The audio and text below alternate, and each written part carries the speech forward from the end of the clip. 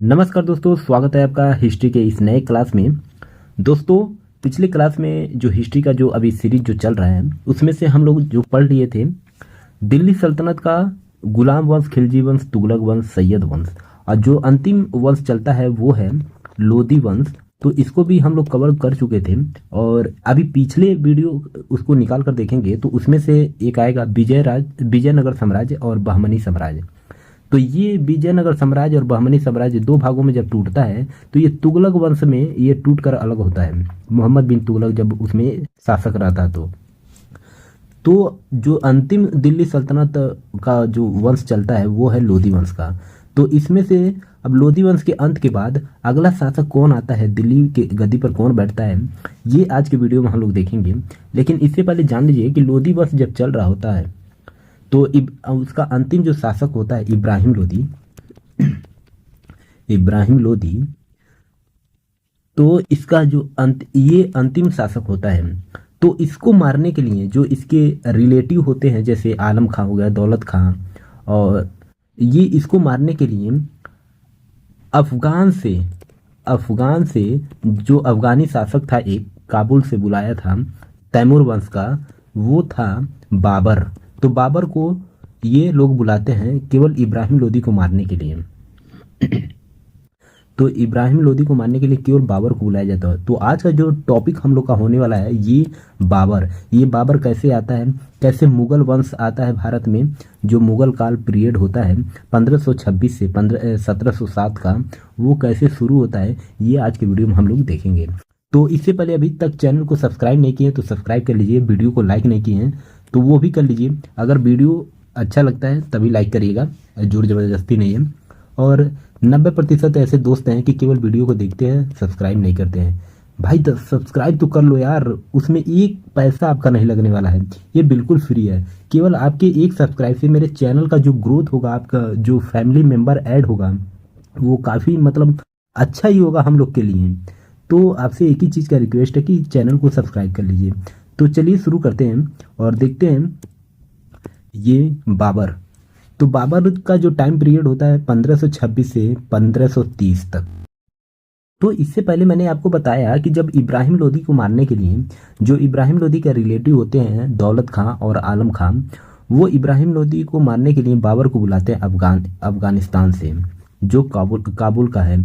ये काबुल का रहने वाला था, तो इसको बुलाते हैं। लेकिन क्या होता है कि जब आलम और दौलत ने बाबर को, ये तो पहले इब्राहिम लोधी को मार देता है, फिर से जब उसके आलम खान और दौलत खान ने इसको भेजने के लिए काबुल फिर से भेजना चाहते हैं कि भाई तू अब इब्राहिम लोधी को मार दिया, अब तू यहाँ से जा, दिल्ली के गद्दी पर अब हम लोग शासन करेंगे।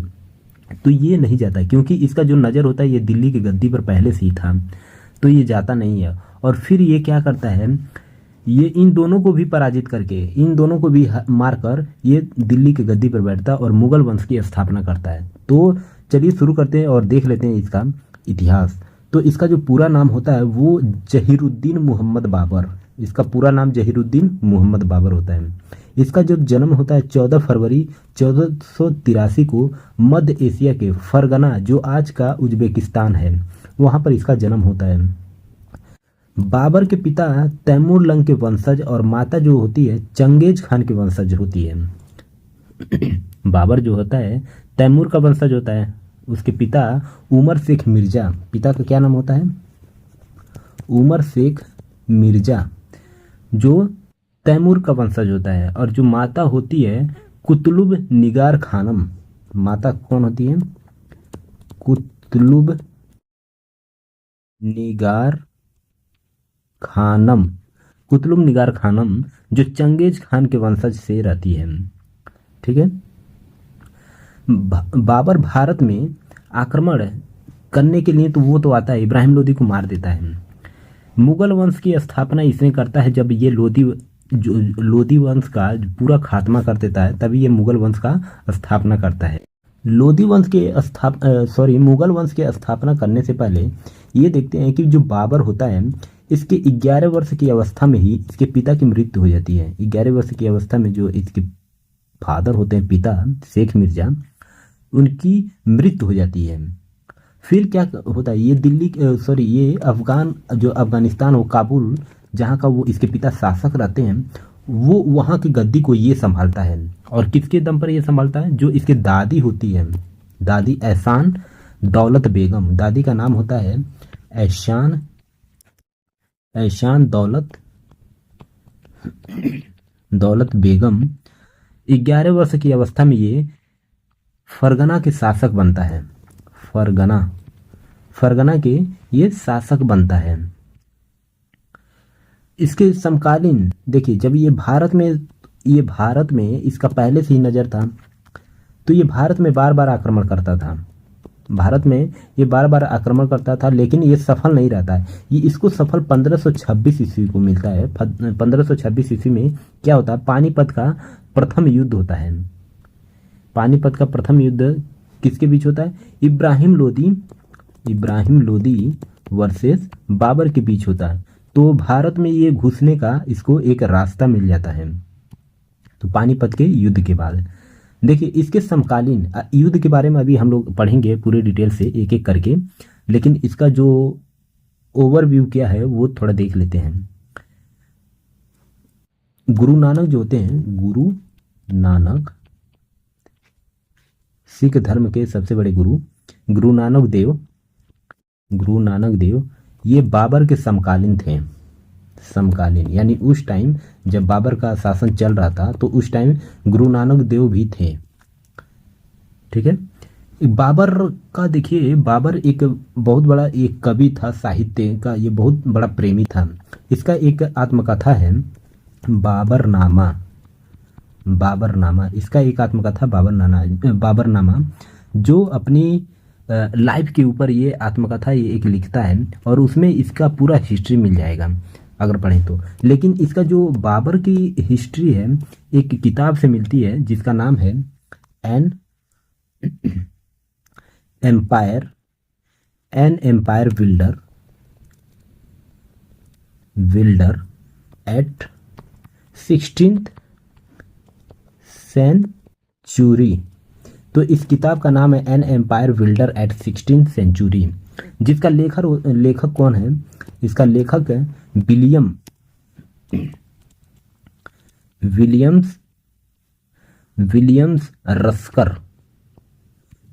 रस्कर। इसके लेखक कौन है? विलियम रस्कर। तो इसकी किताब से बाबर की पूरी हिस्ट्री यानी जन्म कुंडली पूरा मिल जाता है, तो जिसको हम लोग हिस्ट्री में एज ए पढ़ते हैं। अब चलिए बाबर के युद्ध का देख लेते हैं। बाबर का युद्ध किसके किसके बीच हुआ था?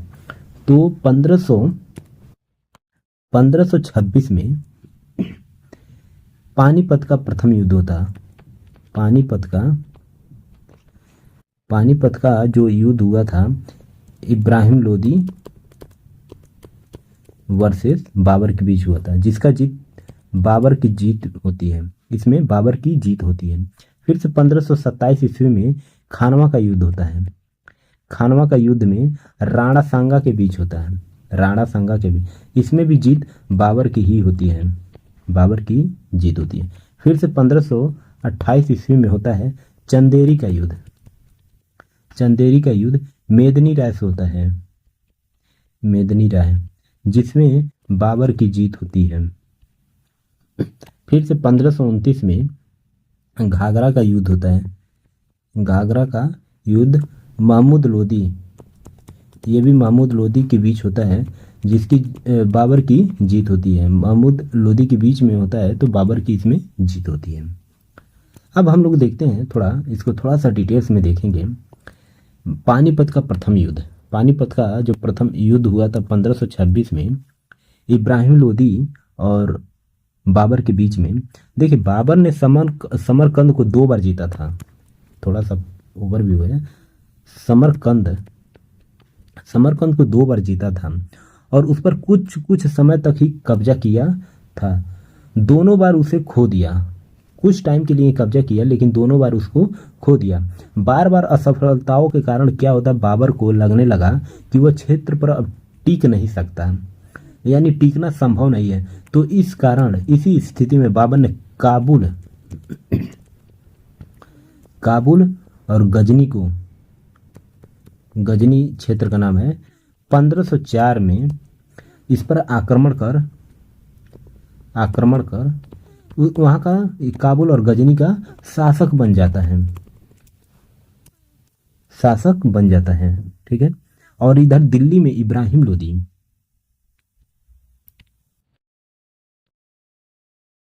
इब्राहिम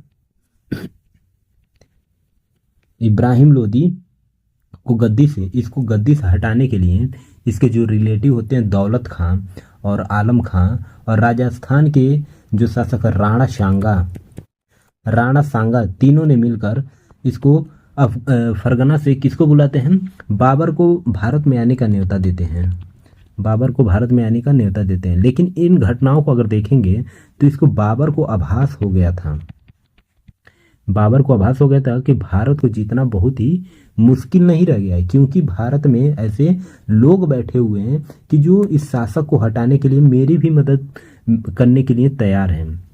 तो इस महत्वाकांक्षाओं के लालच में आकर बाबर ने 1526 ईस्वी में ये पानीपत का युद्ध लड़ता है इब्राहिम लोदी के बीच, और इसमें इब्राहिम लोदी को हरा देता है।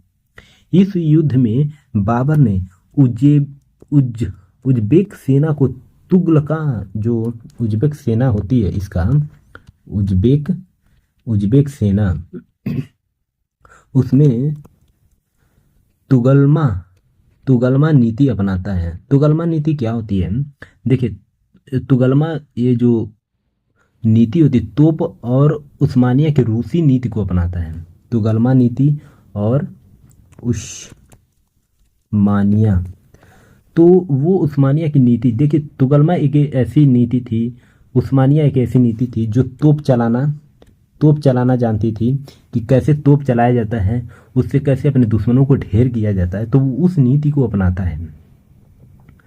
बाबर ने जब समरकंद और काबुल में युद्ध किया तब ये मिर्जा का उपाधि धारण किया था, मिर्जा का उपाधि धारण किया रहा। और पानीपत के युद्ध के बाद ये सुल्तान पहले होता था, गद्दी के जो दिल्ली की गद्दी पर जो बैठता था उसको सुल्तान बोला जाता था, सुल्तान। लेकिन ये पानीपत के जब प्रथम पानीपत का युद्ध होता है इब्राहिम लोदी के बीच, इब्राहिम लोदी को ख़त्म करने के बाद तो ये वहाँ का जब सुल्तान को ख़त्म करके, मतलब सुल्तान की उपाधि को ख़त्म करके ये अपने आप को बादशाह कहने लगा, बादशाह।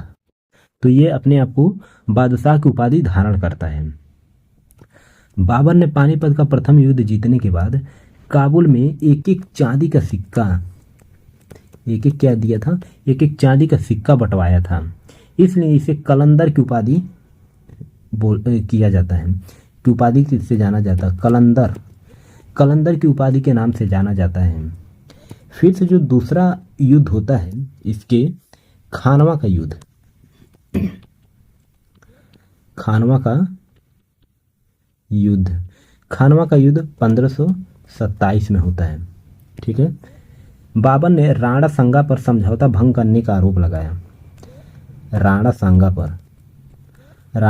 पर जब समझौता भंग करने का आरोप लगाया, कहा कि समझौते के अनुसार मैंने दिल्ली इब्राहिम लोदी पर आक्रमण किया। बाबर क्या बोलता है कि मैंने दिल्ली इब्राहिम लोदी पर आक्रमण किया, लेकिन राणा सांगा ने आगरा पर आक्रमण नहीं किया। कहाँ पर? आगरा पर आक्रमण नहीं किया। इसलिए ये राणा सांगा जो है ये समझौता को भंग करते हैं। तो दूसरी ओर राणा सांगा ने पहले ये भी सोचा था कि इब्राहिम लोदी को हराकर पुनः काबुल लौट जाएगा। राणा हो गए, दौलत खां हो गए, आलम खां, ये तीनों ने ये सोचा था कि बाबर को तो बुला रहा हूँ भारत में इब्राहिम लोदी को मारने के लिए, तो इब्राहिम लोदी को मारने के बाद ये फिर से ये काबुल चला जाएगा। लेकिन बाबर ऐसा नहीं करता है, बाबर ऐसा नहीं करता, वो भारत में रह जाता है। इसके बाद राणा सांगा ने एक महागठजोड़ बनाते हैं। राणा सांगा मालवा का जो मेदिनी राय होते हैं, मालवा का राजा मेदिनी राय, महमूद लोदी,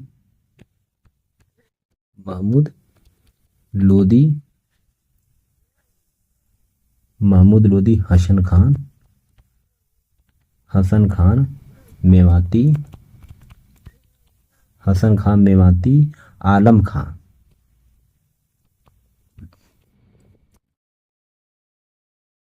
खान लोदी। तो इन चारों को मिलाकर एक गठजोड़ बनाते हैं राणा सांगा ने, और बाबर को भारत से भगाने के लिए भगाकर फिर ये क्या करते हैं कि लोधी जो शासन होता है उसको स्थापित करने की योजना राणा सांगा बनाते हैं। लेकिन क्या होता है, सभी फेल हो जाता है। ये सभी योजनाएं क्या होती हैं, बाबर के आगे सब फेल हो जाती हैं। 16 मार्च 1527 में खानवा नामक स्थान पर बाबर और राणा सांगा के बीच युद्ध होता है। किसके बीच? राणा सांगा के बीच युद्ध होता है। बाबर और राणा सांगा के बीच युद्ध होता है, जिसमें बाबर की जीत होती है। किसकी जीत होती है? बाबर की जीत होती है। बाबर ने इस युद्ध में सैनिकों का मनोबल बढ़ाने के लिए जिहाद नाम का प्रयोग किया था। सबसे पहले जिहाद का प्रयोग बाबर ने यहीं पर किया था, सैनिकों का मनोबल बढ़ाने के लिए।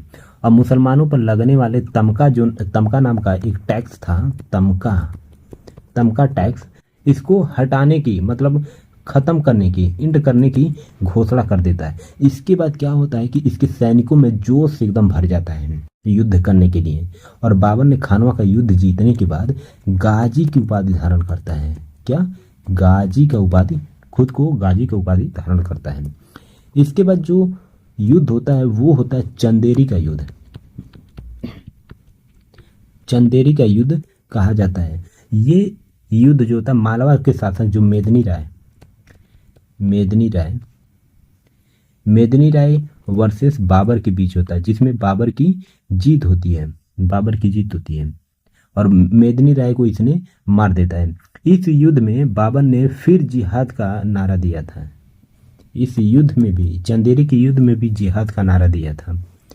चंदेरी का और खानवा के युद्ध में बाबर ने राजपूतों की खोपड़ियों के बुर्ज और मीनार बनाने का आदेश दिया था। तो उसका क्रूर चेहरा आप देखिए क्या कर रहा है कि चंदेरी का युद्ध और खानवा के युद्ध में जो राजपूत मारे गए थे उनकी खोपड़ियों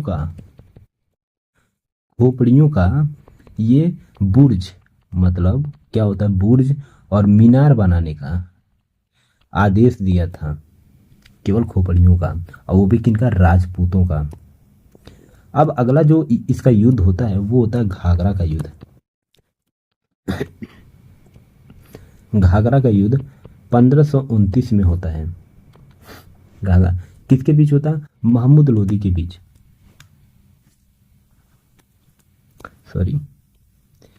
महमूद लोदी वर्सेस बाबर के बीच होता है। और ये महमूद लोदी इब्राहिम लोदी का पुत्र होता है। तो बिहार में एक घाघरा नदी के तट पर इसको लड़ा जाता है। घाघरा नदी के तट पर लड़ा, और ये बाबर का अंतिम युद्ध होता है। ये जो घाघरा का युद्ध होता है यही अंतिम युद्ध होता है बाबर का। तो बाबर का अंतिम युद्ध घाघरा का युद्ध। इस युद्ध में बाबर जो होता है भारत पर अस्थायी रूप से अधिकार कर लेता है।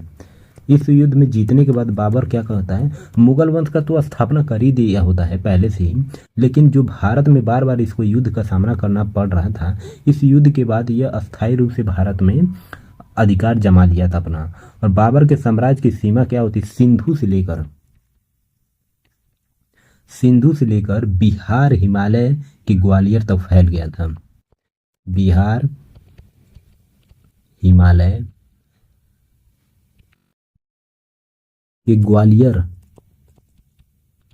ग्वालियर तक इसका जो क्षेत्र था वो फैल गया था। देखिए, अब बाबर की जो मृत्यु होती है 26 दिसंबर 1530 में बाबर की मृत्यु होती है। और कहाँ पर होती है? आगरा में होती है। बाबर को आगरा के आराम बाग में दफनाया गया है। कहाँ पर दफनाया गया? आराम बाग में दफनाया गया है। किंतु इसको बाद में काबुल, इसका जो शव होता है काबुल लेकर चला गया। काबुल में जाकर इसको दफना दिया जाता है। बाबर का एक किताब था, अपनी आत्मकथा, जो तुर्की भाषा में लिखा था आत्मकथा को, तुजुक ए बाबरी,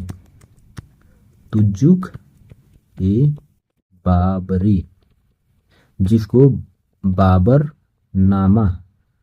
बाबरनामा बोलते हैं, और ये तुर्की भाषा में लिखा था बाबर ने।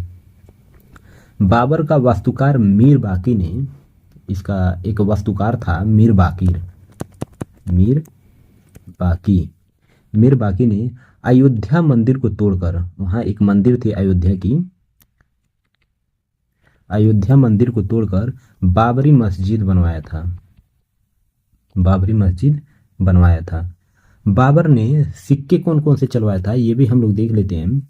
तो इसका जो सिक्का था, सिक्का का नाम था, काबुल में तो ये चलवाया था, काबुल शाहरुख के नाम से, शाहरुख, शाहरुख के नाम से एक सिक्का चलवाया था, और दूसरा कंधार में ये चलवाया था बाबरी के नाम से, बाबरी के नाम।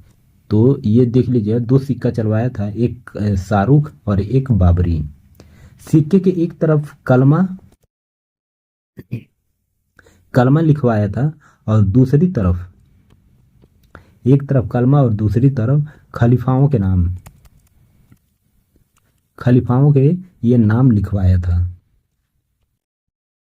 और पहले भी बता चुका हूं कि बाबर ने जो दिल्ली के गद्दी पर जो भी पहले बैठता था उसको सुल्तान बोला जाता था, लेकिन बाबर ने उस परंपराओं को तोड़कर सुल्तान के नाम को हटाकर बादशाह रखना शुरू कर दिया, बादशाह रखना शुरू कर दिया।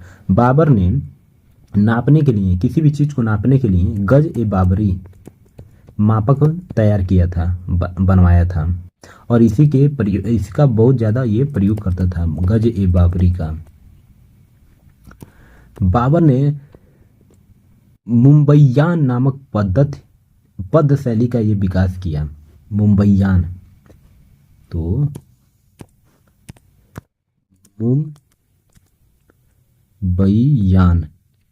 मुंबईयान नामक ये पद शैली का इसने विकास करवाया था। बाबर के 4 पुत्र हुए, कौन कौन से? तो बाबर के 4 पुत्र, हुमायूं,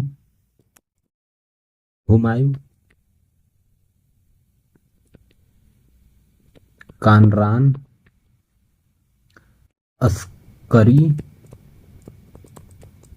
अस्करी, हिंदाल,